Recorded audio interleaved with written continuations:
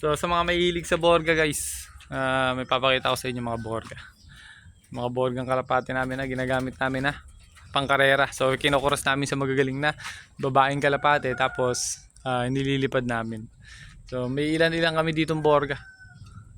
Yun ang tawag nila, pero old line Homer tawag namin sa mga linyada ng Borga namin. So kinukuros namin sa magagaling naming babae na kalapati, pang racing. So kinakarera namin.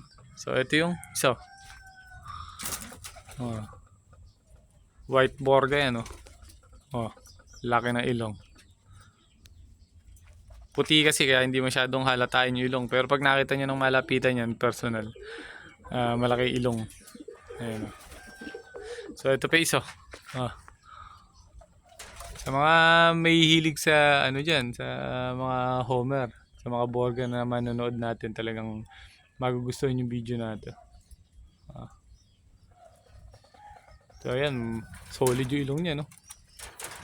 Yung ilong niya pati ilalim ng tuka nagkakaroon, no?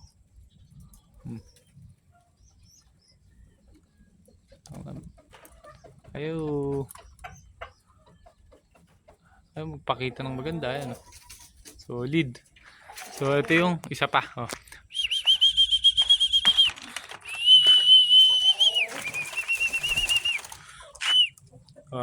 Laki na ilong. Ito hindi pa namin ito nasusubukan.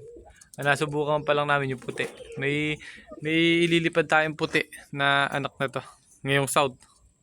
Puting puti, bali magkapares yung dalawang puti na yan. Ililipad natin yung anak nila sa south. So pakita ko sa inyo ito. Ayan. So yung mga Borga namin na yan, nakikita nyo na yan. Pero yung mga anak niya talagang ililipad namin. Ayan, o. Laki, o. Laki na ilong. So may isa pa ako sa inyo guys papakita. Ayan. Pangatlong clutch niya na yan. 11 years old na Barako. So yung una i-stack namin, pang house to house namin yung mga anak. Malulupit-lupit eh. Gaganda ng katawan eh. Parang kasarap i-house to house. Kahit na malakas ang hangin, di basta-basta tatangayin. Ang ganda ng katawan. Hindi naman sa malaking-malaki, yung saktong ganda lang.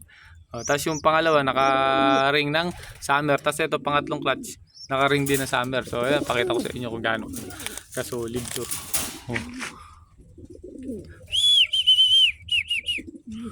Ay magpakita, mahihain, no? Laki.